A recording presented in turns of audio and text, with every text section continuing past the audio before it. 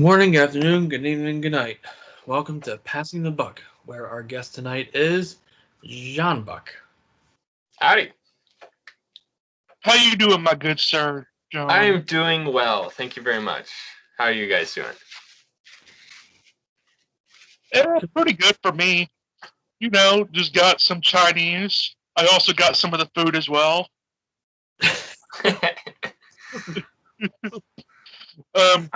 It didn't come with bats. If you're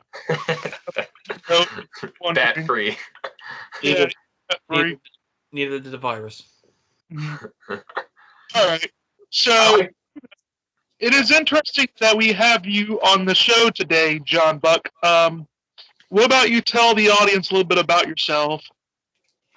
Sure. So I'm just a sort of nobody that became interested in philosophy after the whole sort of Jordan Peterson phenomena. And then from there, sort of like put aside a bit of my fundamentalist Christian upbringing and deciding to sort of look into things a little bit deeper. And then from there, I was going to an Orthodox Christian church for about 2 years before deciding to take it even more seriously, and then started looking into Catholicism on a more serious level, and just recently entered into the Catholic faith this Easter. But I have a basic sort of like interest in Christian apologetics, I guess, and philosophy in general. So, like recently, I just did a debate on Dry Apologist channel against Ben Watkins from Real Atheology on libertarian free will. So that's some of the stuff I'm sort of into. That's nice. Yeah, I'm a good friend with Dry Apologist. I've moderated on his show before. Yeah, Caleb's great. Yeah. He's very dry in how he handles apologetics.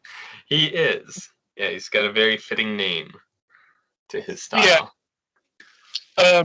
You know, I always have fun. You know, I always say I don't like debating. I just like moderating.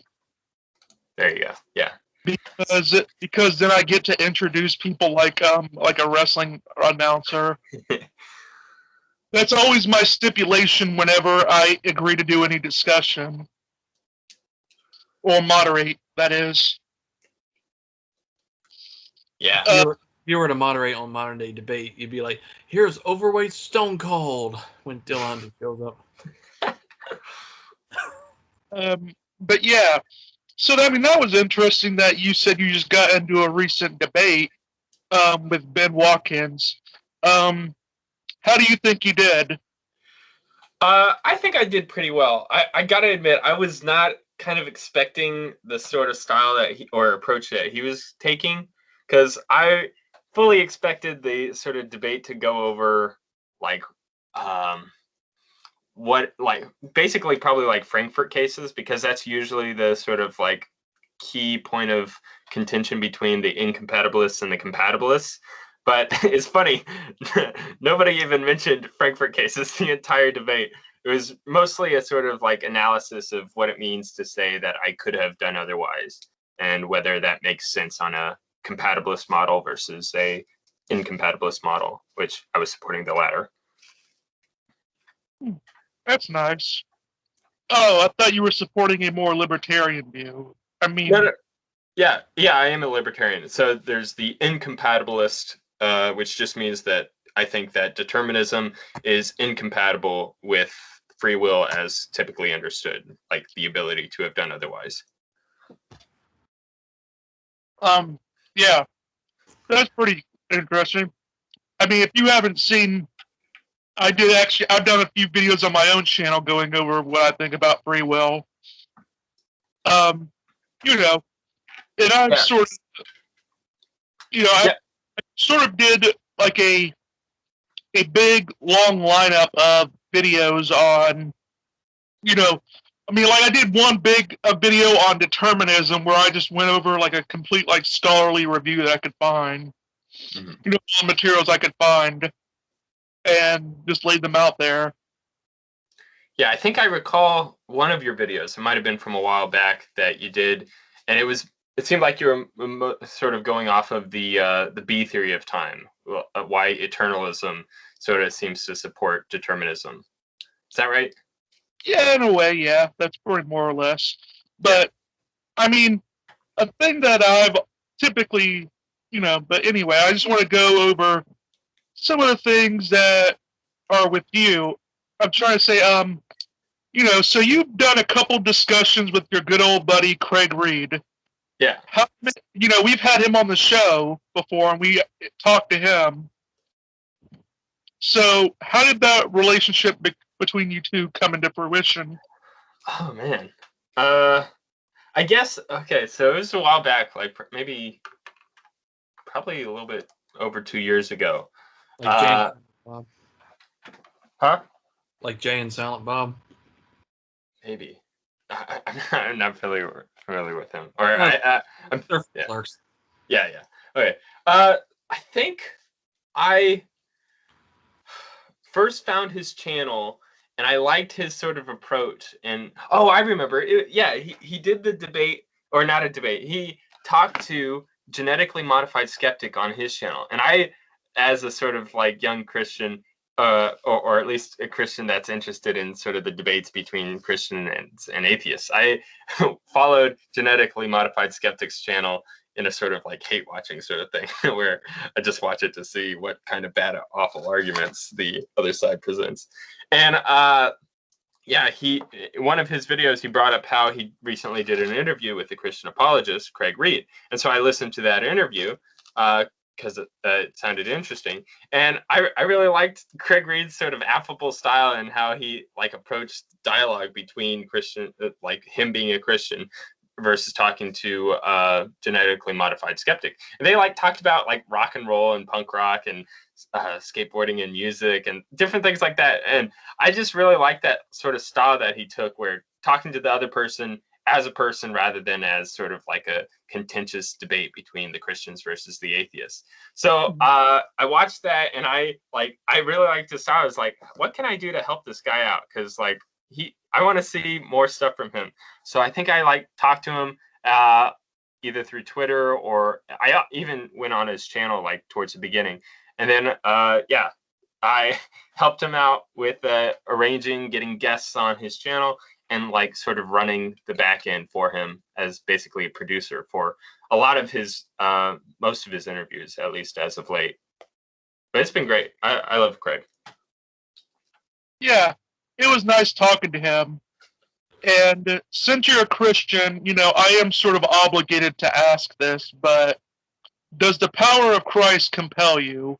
Absolutely, man. Yeah, the power of Christ compels me every day. Like anytime I manage to avoid sin, that's the power of Christ working through me. Anytime I'm not being an arrogant prick that's awful and selfish to everyone I interact with, that would be the power of Christ compelling me to actually be a decent person for once.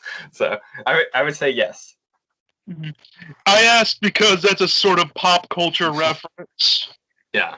I think that's what like the priests are supposed to say to get the demons out of people, that at least from The Exorcist. I think that's what happened. Yeah. Carlos. What do you call a reverse exorcism? What is it? It's when a demon is telling a priest to get out of the child.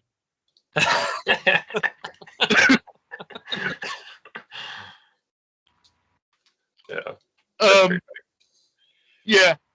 But so a typical question that everyone would sort of go with is that with all the denominations of there was also another one, but probably shouldn't say it on here.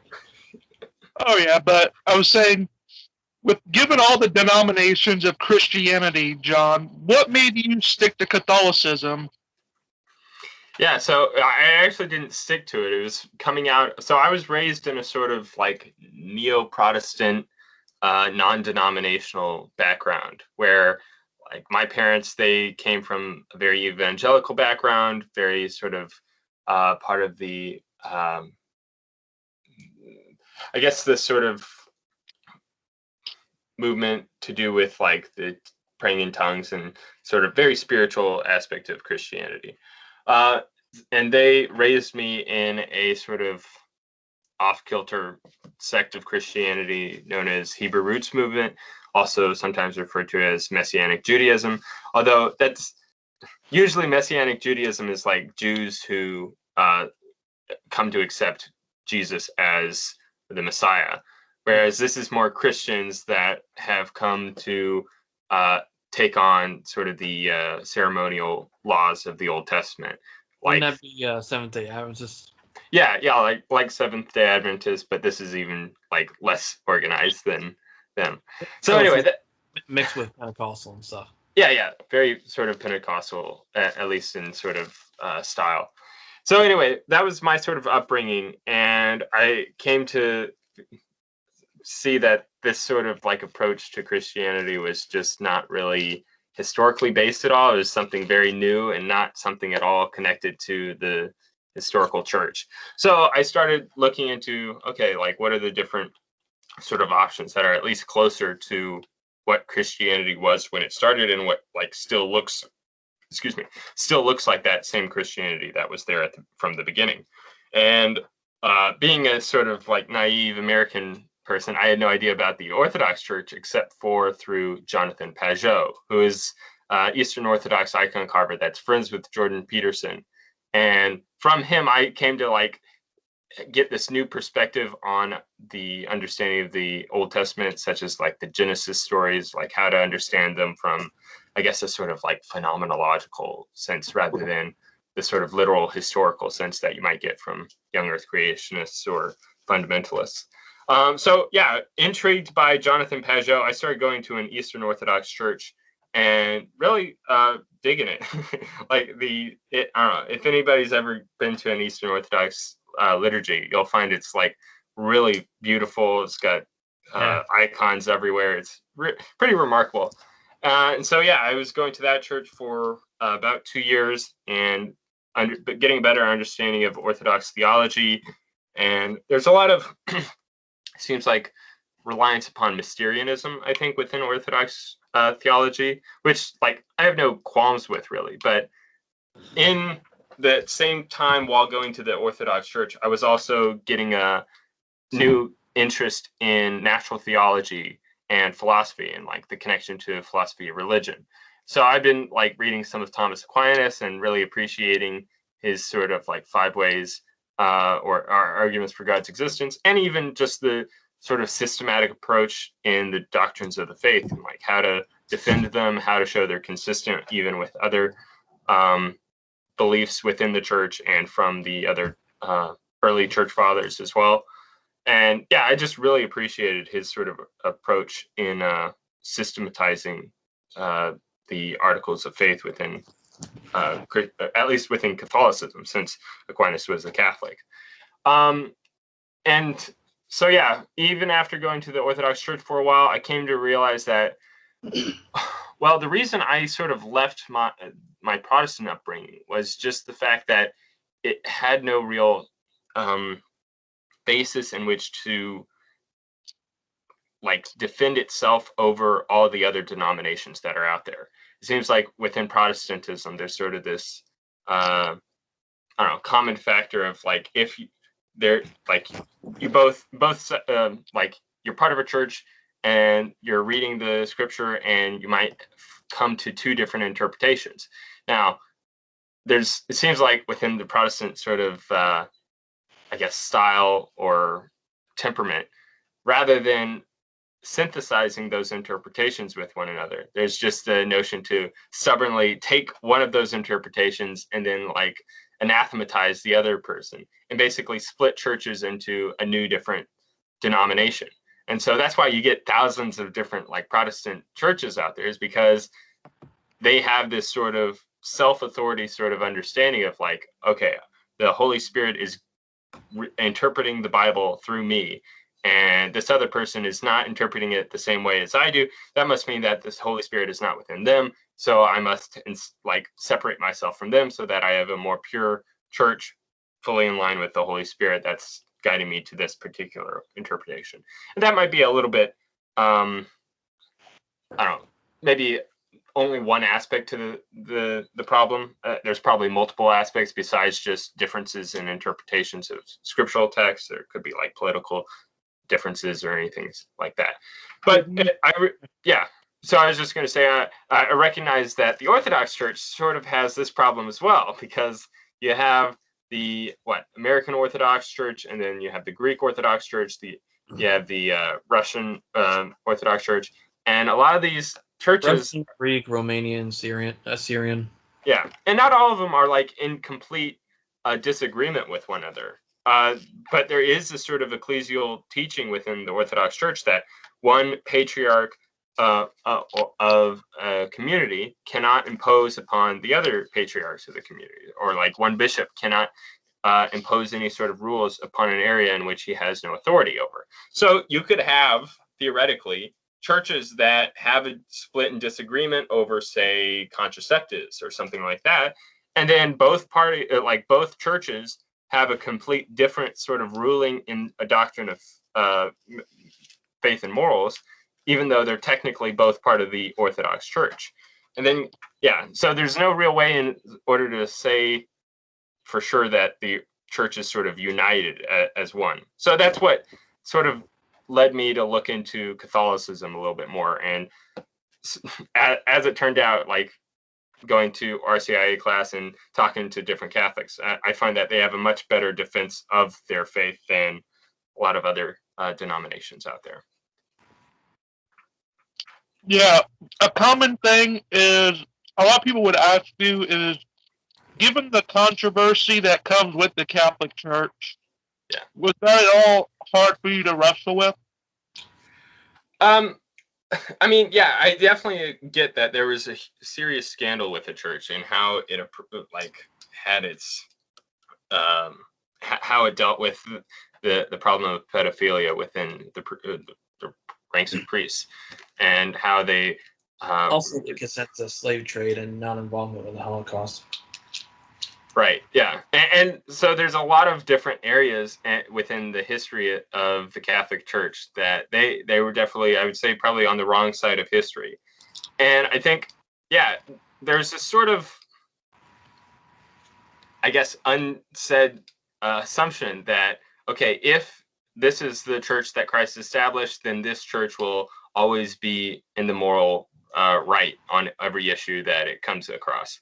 But I think that's just going to be a sort of like naive assumption, and not something that you could have even a biblical basis for, because like you read the Old Testament and the children of Israel are like always turning away from God, but they're still like the children, the people that God has chosen to be his sort of images, to be his priests and to be his people. And so like, there's just given a sort of biblical assumption, even if it was the case that the Catholic Church was God's church that he established, that doesn't necessarily mean that they're always going to be morally upright. There's going to be fallible humans within the church, and they're going to make moral decisions that turn out to be obviously wrong from our now standpoint nowadays, and like they're going to make moral failures, and so I think there's going to be that's how I sort of. It's not like the church never acknowledged that there were evil popes before. Right, exactly. You look into some of the history of the popes and like and the bishops of the church, and there was definitely very scandalous activities taking place within the higher ups, the people higher up, and actually the people that were just the laity of the church had to sort of like just deal with it and keep living the Christian life despite their sort of higher up in authorities being obviously out of accord with what they were supposed to be doing. The corruption of the church during the Renaissance is what instigated the Protestant movement to begin with, and Protestantism was needed for a time, but over time it just outlived its usefulness.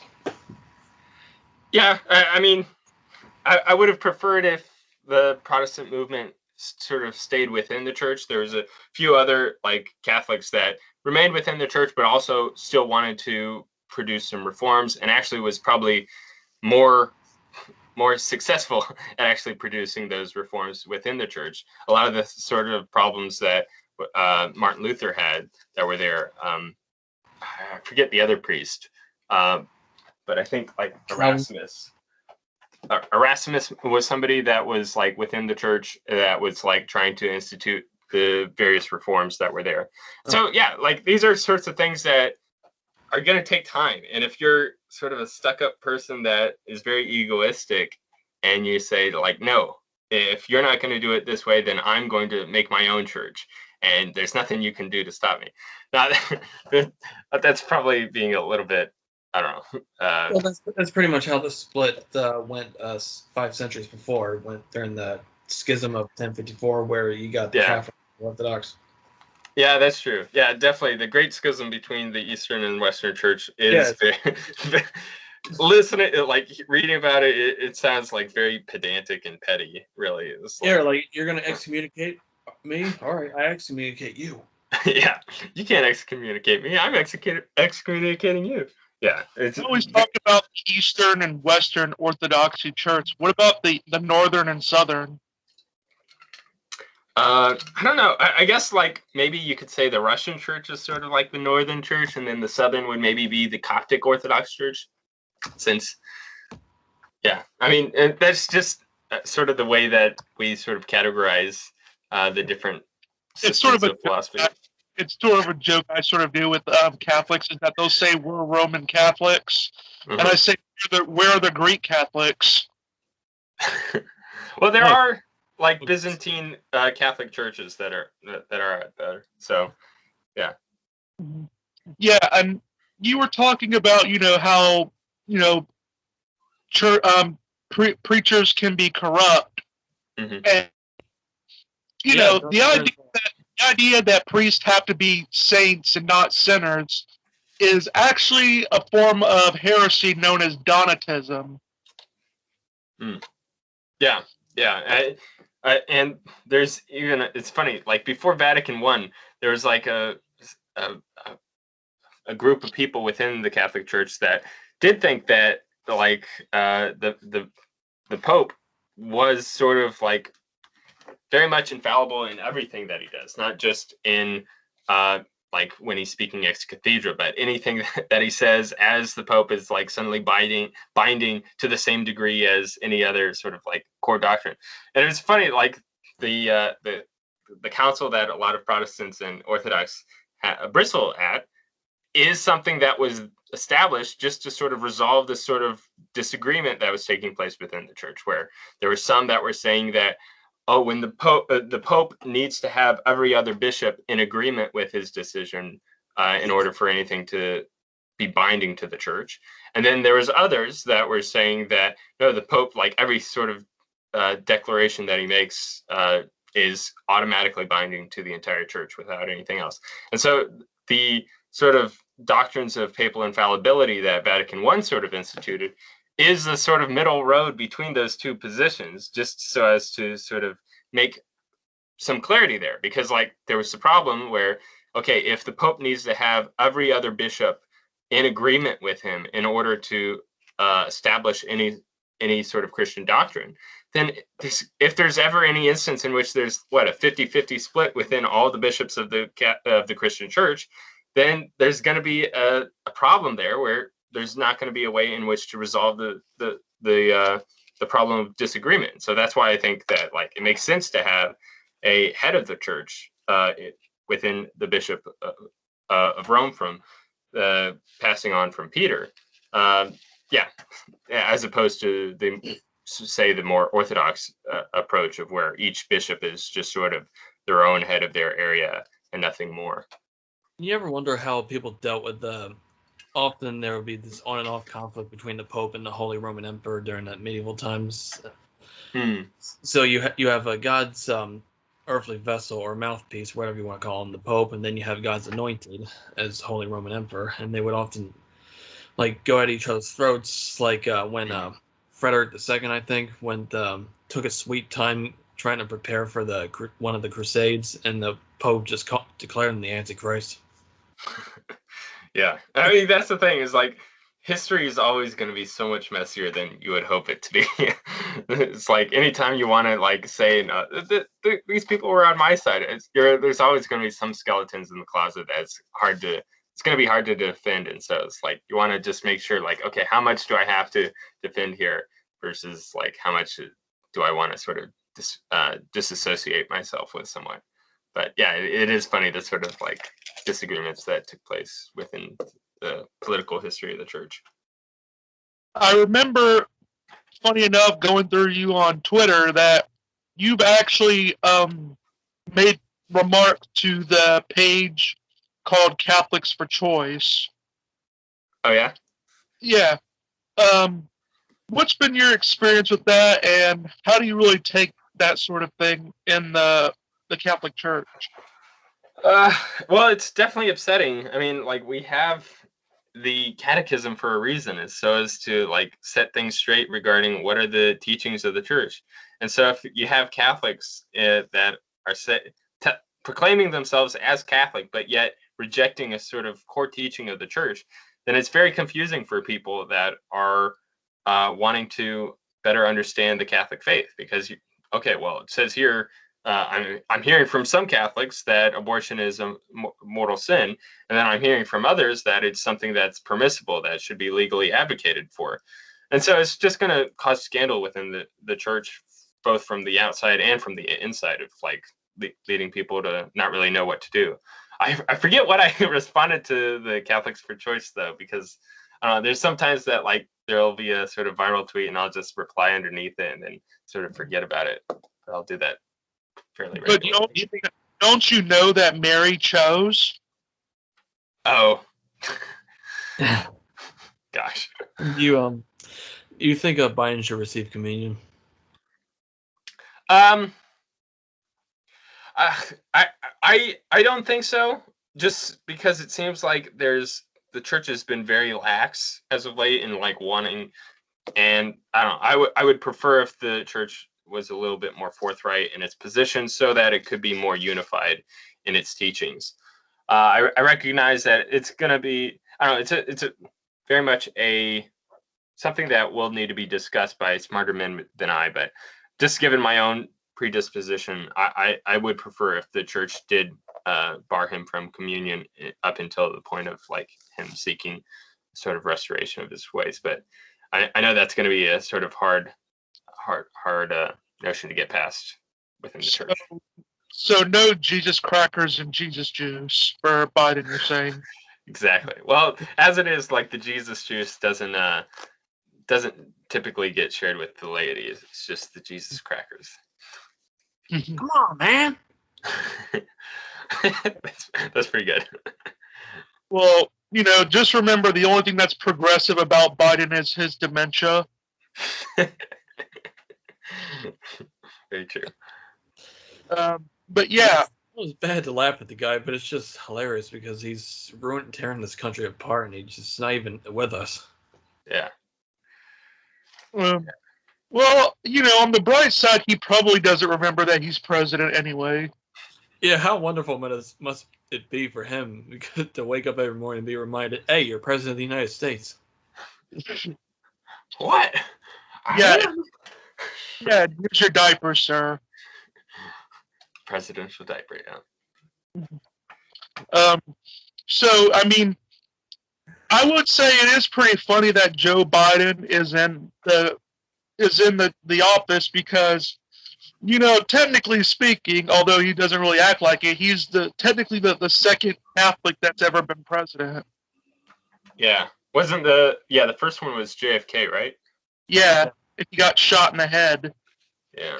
And with this president, you don't even have to ask him hard questions. Just ask him what ice cream he had. That's his favorite question. That's the type of question that he can handle. Yeah. Don't give him any of that malarkey from the stuff about. Hey, but Corn Pop was a bad dude. He was. That's something that all of America should remember. Yeah. I mean, and he just says this casually racist shit all the time, and the media defends him. Yeah, it is kind of funny that, like, compared to Trump, Biden has probably said and done a lot more racist shit than Trump, and yet still he gets very much dependent from. Trump was just blasted by the media over any stupid shit, but Biden just says more obscene stuff, and they just like, don't worry about it. He's just being Biden.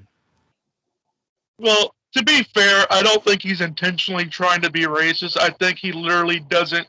His brain and his mouth aren't really connected with one another. So, I think he's actually forgotten how to stop saying the quiet parts out loud. And there's this crackhead son, which every journalist likes to ignore about. What's actually pretty funny about that is I actually have told people on Twitter, is it bad that I don't really give a shit what drugs his son is doing? Well, he's doing Parmesan cheese he finds on the carpet. Yeah, I mean, it's just like, really, seriously, I don't, unless Biden is snorting some coke with him, I don't really care. And, Biden might be more, I might like Biden more if he did do that. But, I really don't give it, I mean, I don't really care about any of the president's kids. But, hey, don't you know, like, we might be having the first female president if Biden leaves. Yeah, I don't know. It sort of feels like we basically already do, because I can't imagine him making many decisions right now in his condition. So, yeah, so you're going to be having President Kamala Harris. If either of them runs for 2024, DeSantis is going to crush them. I hope so. Yeah. I would find funny as if Trump ran again and won. Pull the Grover Cleveland. Yeah. Well, to me, people say, well, why would you want that, Brass? You don't like Trump. And I say, no, I don't, but I would just love the idea of seeing how many more times the Democrats can impeach Trump for 4 more years. They just throw people's brains on both sides. This country has no future in that direction. So it'd be funny to see Donald Trump being like the first president to be impeached 4 times. We'll probably just tease it out and then endorse DeSantis all the way. Yeah. Well, I mean, although I will say if Trump runs again, he would be the same age that Biden is now. Yeah, I'm at the point where I'm very much sick of having people in their 60s and 70s as president. I mean, 60s, I guess, isn't that bad, but the 70s is just... That's fine for a pope. Yeah. Well, anyway, this administration is basically like Obama's third term on steroids. But I would also that actually goes into an interesting question. I've always wondered, that, all the popes that I've, in my lifetime at least, have been, very foreign. Why do you think that the popes tend to be non-Americans? Well, it could be that Vatican City exists within Italy. That could be a main thing. That's probably it. Yeah, if I was a betting man, that's where I'd put my chips. Wait, would there be anything that would be stopping a American from becoming the Pope? I don't think so. I mean, it would just be pretty unusual, I guess, because to be elected by cardinals, I think, and so it'd be, unless it would be somebody really important that I don't know is somehow making waves within the American side of things, that oh man, all the cardinals want to bring him over into Rome. But yeah, I would find it unlikely to happen. I don't think it would happen because it would be way too political. Mm-hmm. Isn't that interesting, though, that the Vatican City happens to be the only city on Earth that's its own country within a country? Yeah, it's pretty cool. It's countryception. It's a country within a country.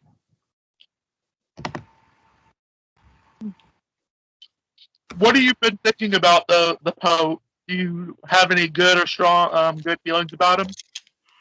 I mean, being somebody that's maybe more sympathetic towards traditional conservative values, I probably should hate him more than I actually do. But yeah, I kind of like him. I think that he gets sort of a lot of clout, I guess, from liberal media, just because they think that he's going to sort of support their causes and their interests. But I don't know, he's had a lot of things that is very much still very in line with traditional values. And yeah, so I've got, I guess my qualms, I guess, with him would just be the fact that he'll sometimes say some things that can be taken out of context by the media and then sort of used to paint this narrative about how he's the progressive pope and things like that, when generally what he says is sort of more vague than that, and maybe like through translation it's not, doesn't make it, like doesn't exactly say what the media is trying to say that he says. So if anything, I would just prefer that he was more clear in his speech, and like when there is this sort of misinterpretation of his works or of his words, that he would later clarify them with people so that we can know that, okay, he's not actually affirming a heresy here or something like that. Not that I don't know. I don't keep up usually with what the Pope is doing, though.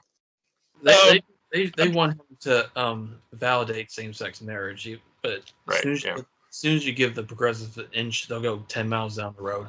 Oh yeah, that's definitely the case. Mm-hmm. And it's not going to happen. Nope. Yeah, like one of the recent things that he said that anyone that like tries to confirm a female priest, both of them are automatically excommunicated from the church. So that's something at least that we don't have to worry about, at least anytime soon, within the Catholic Church. That I know there's sort of that problem within the Anglican churches right now. But that's one thing I disagree with him. There should be female pastors and bishops and stuff, but well, the Catholic position is the understanding that the priest sort of has that stands as sort of the representative of Christ to the church, and so our understanding of God becoming incarnate as a man and sort of living as a man, it makes sort of sense, I think, that the pastors that represent him are also men. He wouldn't make much of a difference by being incarnating as a woman at the time. Yeah, he could have incarnated as a woman, yet he chose fitting it to incarnate as a man instead. Well, technically speaking, everyone starts off as a woman in the womb. Yeah, because of the chromosomes formed later. Yep. So technically, Christ was a woman at once. Oh my gosh. That's why. That's why all the dinosaurs in Jurassic Park were female. Yeah. Then they became male later on, similar to how the frogs are turning gay. Yeah. They're turning the freaking dinosaurs gay. Yeah. So, all right. So, John, I was also saying, when it comes to philosophy, what would you say are some of the moral values that you espouse when it comes to philosophy? Like, what would you say you call yourself? Like the various positions that I take, or like in regards to morality? Like your positions that you take. Yeah. So, in morality, I'd say I'm, I guess, mostly a virtue ethicist. I think that makes most sense to me, at least in regards to normative ethics.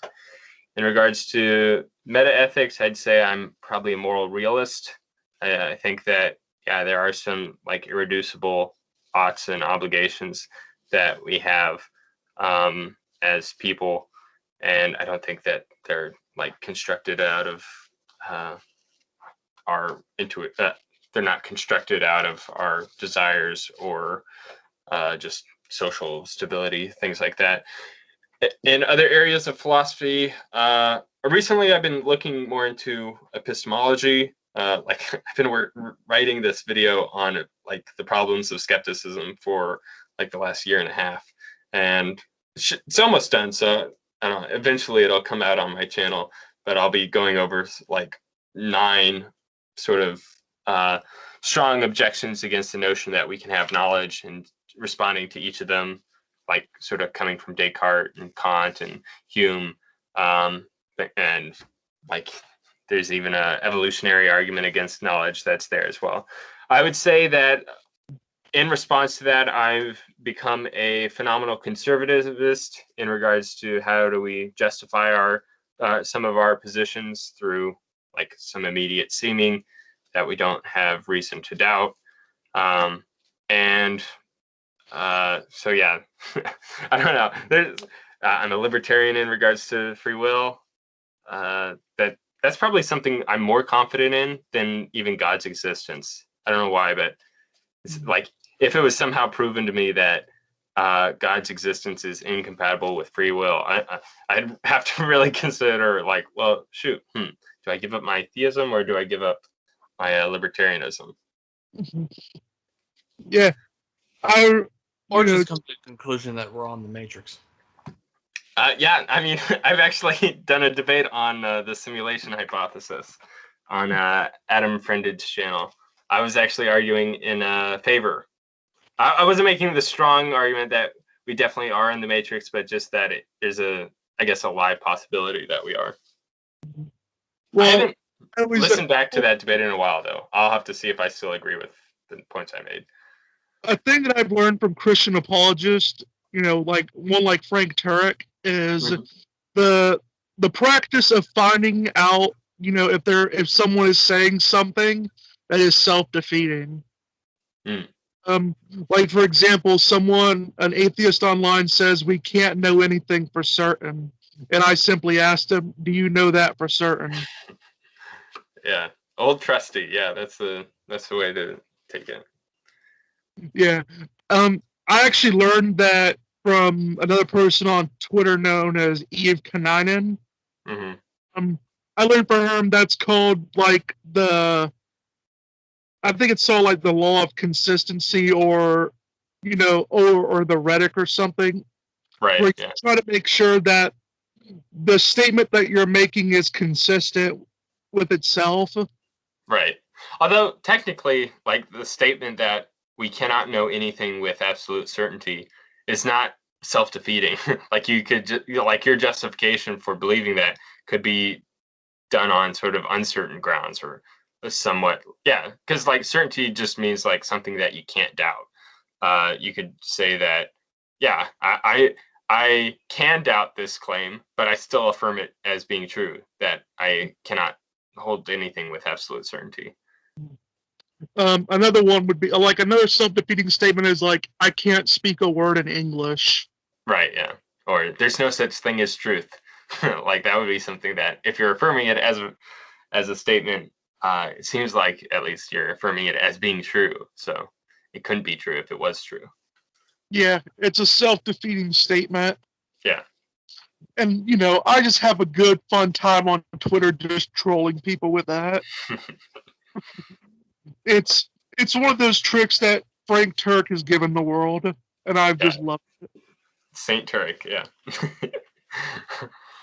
Yeah, so I imagine you must get some hate for your positions on same-sex marriage.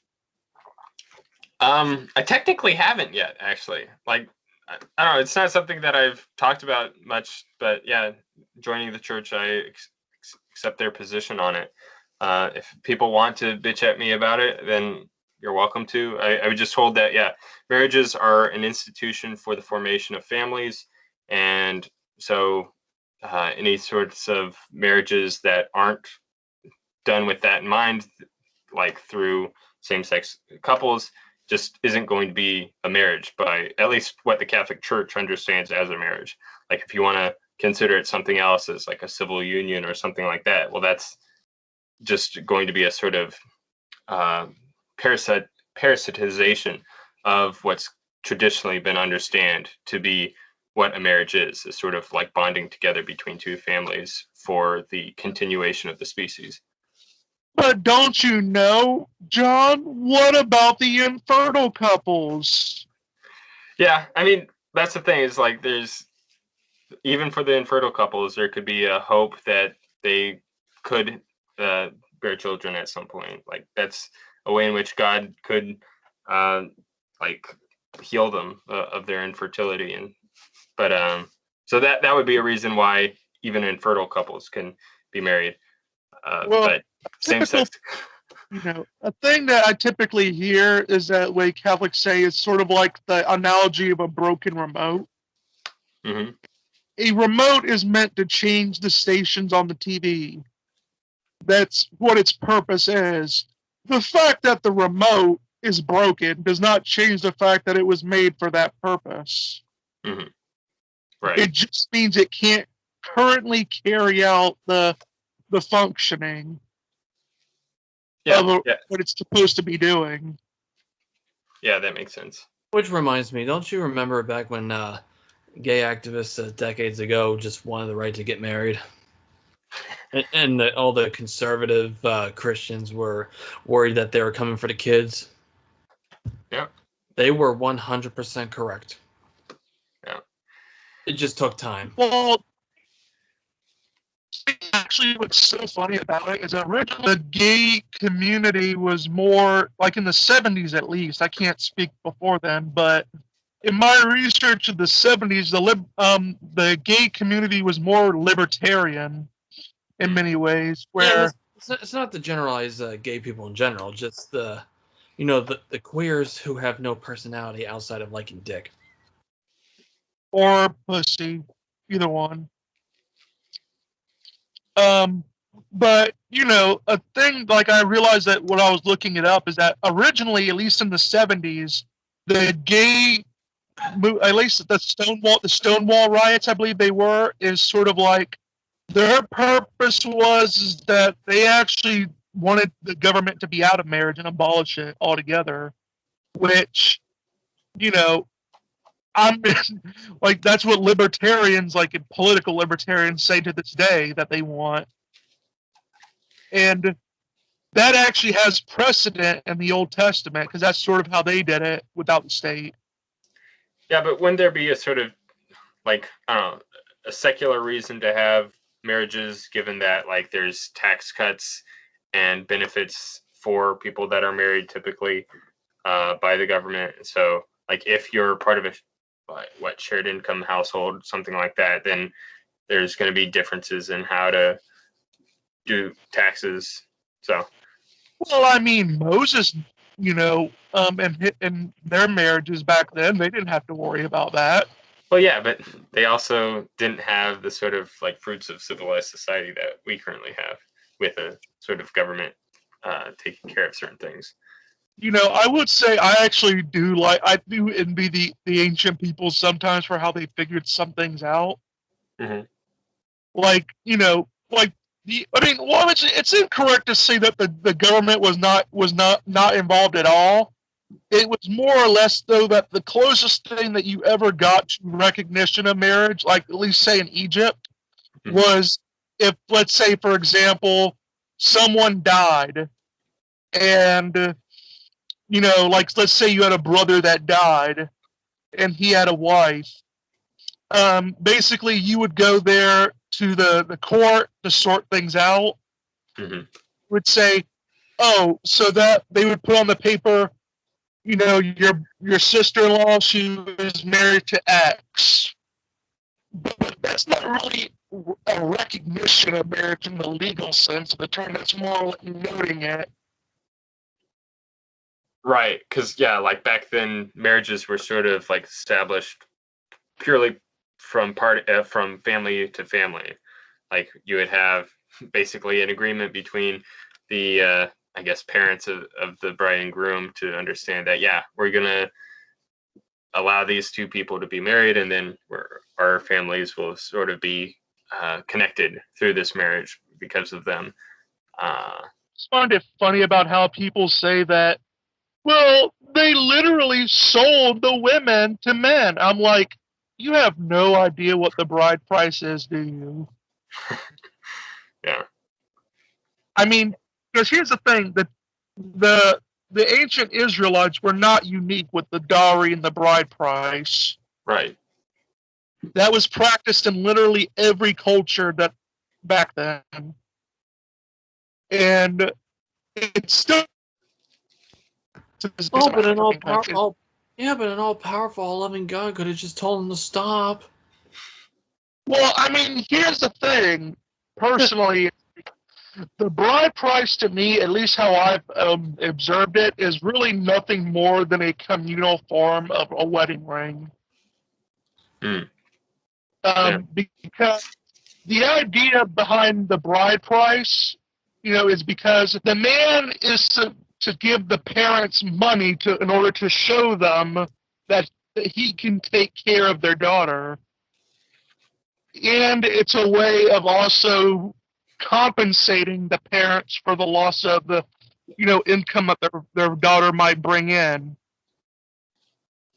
It was a way also to honor the parents. Mm-hmm. So, that was and what's funny about it is that they never tell you that the women then, they could choose who they wanted to marry. It's just that if they did so, they had to do it through their parents. Right. Like for example, a daughter could see a very, pretty wealthy older man, and she could say, "Hey, Dad," tap him on the shoulder and says, "Do you think I could get married to that guy?" And the father would say, "All right, let me see what I can do here." And they might strike up something with each other's parents. They would get the, they would get the dowry and the bride price together. Anthropologists don't even like calling it the bride price anymore because they don't like calling it the bride price because they believe that the term insinuates something is being sold. It's misogynistic. And it's not. They call it the bride wealth nowadays because it's more accurate of a term because the guy is not buying the woman. What he's strictly doing is it's like I've said, it's a communal form of a wedding ring. Where, like back in the old days, the reason why a man would give a woman a wedding ring, like this expensive piece of rock, was so that he could show the woman that, hey, look, I have money, I can take care of you. And that was the way of the woman knowing that she was well taken care of. So basically, the bride wealth was basically that, but it was to the parents, which they obviously trickled down to the daughter as well. Right, like through inheritance eventually. A lot of that will probably come back if it's any good. Wouldn't though, like referring to it as the bride wealth be somewhat anachronistic? Because like, when looking at like the ancient people, the idea of buying and selling people wasn't like as taboo as it is like today, as being or at least it wasn't understood by them as being immoral. Well, they didn't buy people per se. They bought labor from each other. Their idea of property was much different than our conception of it. Mm-hmm. Because, like at least with land, for example, they believed that they didn't own the land at all. God owned the land. And all that God did was let them live on the land, and they would pay him, like they were basically renting out the land. And they translated that into their dealings with people, where they didn't actually buy the people. What they really did is they bought their labor. Interesting. It's actually very interesting. They're very like the Jewish people, even to this day, are very, active people. They're very work based. It was even more so back then. Oh, but don't you know, Brass is all about the Benjamins, according to our anti-Semitic Congresswoman Ilhan Omar. I mean, they call it the bride wealth because they don't because it's not a price because they're not buying and selling the woman. It's just more a show of the wealth that the man has and being able to take care of her I see. Yeah, it's more of an honor thing. Right. So it's not that he's buying her; it's that he's giving basically an insurance policy. He's saying, "Look, I have and it wasn't just money that they gave; they also gave animals and stuff like that." Right. I believe what was funny with Michelle Obama's, and Barack Obama's daughter, I think a guy in the Middle East offered like 18 or so camels, or not camels, like goats for one of their daughters. Mm-hmm. And I said, man, that's a little high price, don't you think?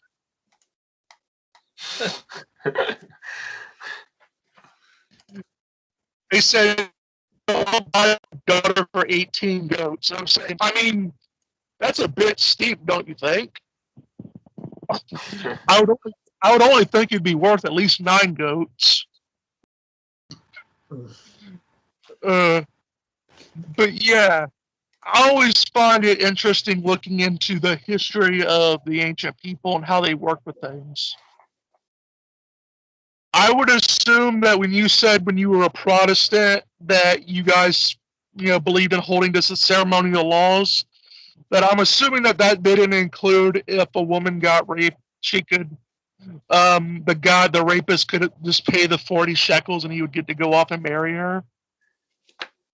Yeah, probably not. I think that, even then, there's the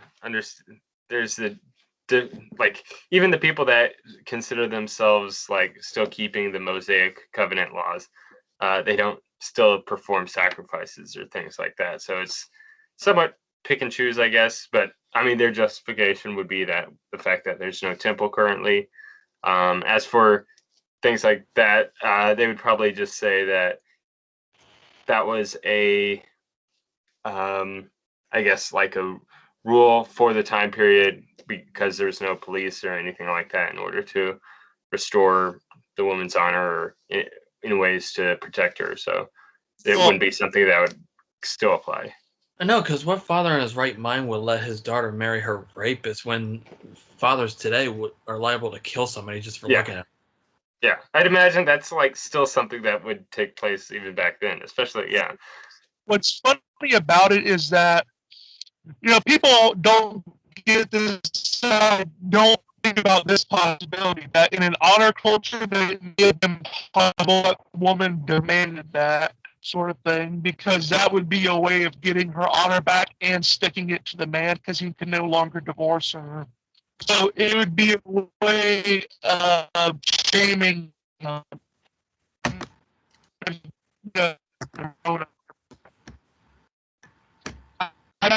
that happened, I believe, with Tamar, I think, or something like that. I know that happened in the Bible where he demanded that he marry her and wouldn't do it. Or something that I know that happened. Interesting thing.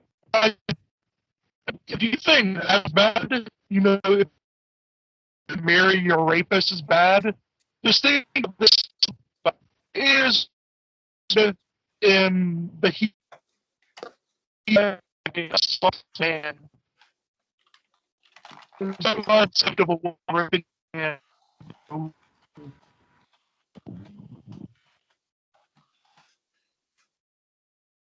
I was just thinking, there's this story in Genesis where Leah, Israel's daughter, she basically gets raped by some prince of an area, and then the all the other the brothers of her end up going to that town and killing them.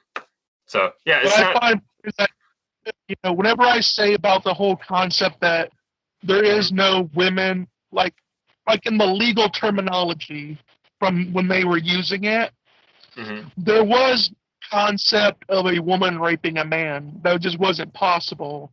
Now, people will instantly bring up Lot and his daughters. And I said, And I tell them all the time that wouldn't have been looked at as a rape back then. That would have been looked at as a case of incest. I mean, wouldn't it be both?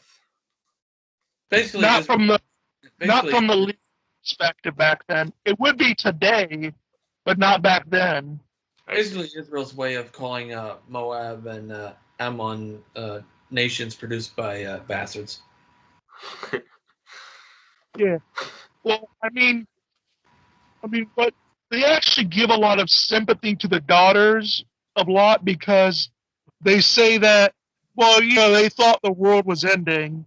Mm-hmm. It was also a way of sort of shaming Lot because he made the notion that he was going to give up his daughters to the mob. And so there was a bit of irony in that. He said, I'm going to give up my daughters to the mob for them to have sex with them.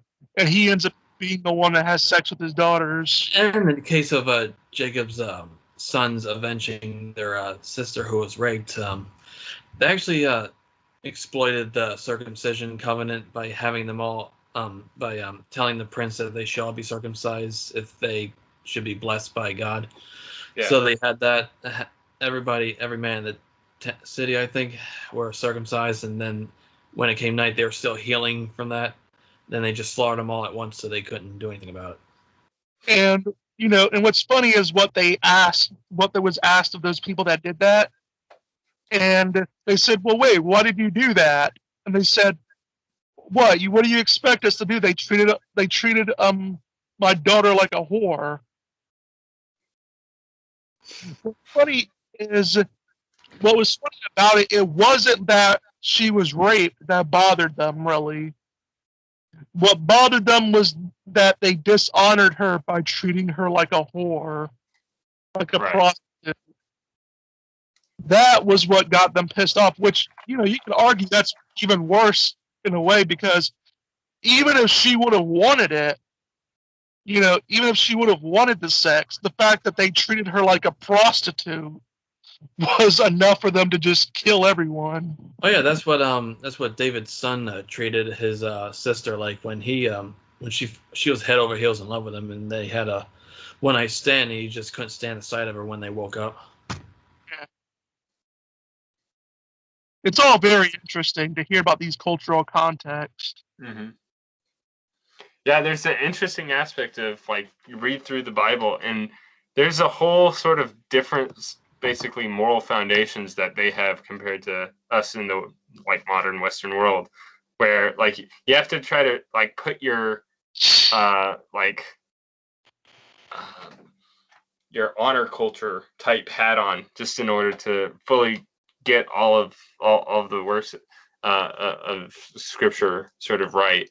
And even like other works as well. Like if you're reading through Greek literature, a lot of that is not going to make much sense to you at all if you're not thinking about it in regards to, like, okay, this was like a betrayal of somebody's honor, or like this is something that he had to do in order to restore his honor to the community. So that's fascinating. It really is. I especially like just really how they go into it. I like how really that all the prophets are shown to be very flawed, except the ones that didn't die, Enoch and Elijah. Right. Well, I mean, Moses, for example, was shown to be flawed. Well, obviously.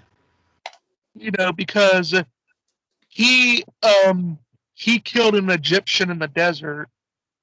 Actually, he killed a lot of people after their time in the wilderness, but yeah, but this was before he got the commandments. He was still punished for that. I think he was punished because in real life he was probably this. He went from this reluctant hero to this Machiavellian opportunist, and took power any way he could.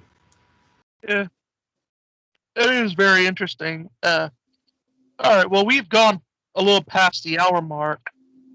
And I'm gonna get me some drinks because I just got through eating. Nice. So, can you tell the audience where they can find you, Mr. Buck? Yeah, so I have a YouTube channel. Right now it's only titled John Buck, so it'll probably be hard to find. But if you YouTube search T-Jump's Biggest Blunders, then that'll take you to my channel. I did that video that got some traction, but I haven't posted anything else for a while. But like I said, I'll have a video on epistemology that should be coming out pretty soon. So if you're interested in like the problems of skepticism, then you might be interested in watching that when I finally finish it. You can just call your channel Passing the Buck Apologetics. Hey, there you go. So a little bit mouthy, but I don't know. Might need to shorten it. Or just Buck Apologetics. Buck Apologetics. But yeah, it was nice having you on. You got anything you want to tell John Buck? Carlos? Yeah, I just figured this out that JMD Apologetics renamed his channel Wolves Do Apologetics. Yeah. Yeah. Anyway, where can the dear audience find you? Yeah, John's finally come out as a furry. So it's been hitting the youth apologetics empire with quite a storm, I'm sure. No, I'm just joking. I don't think that's actually what happened. Where can the dear audience find you? I'm also on Twitter, writer John Buck. I'm much more active there than I am on YouTube. So if you're interested in me tweeting about books I've gotten or interesting philosophical questions that I'm thinking about, then go follow there. All right. It was nice to meet you on, my good sir. All right.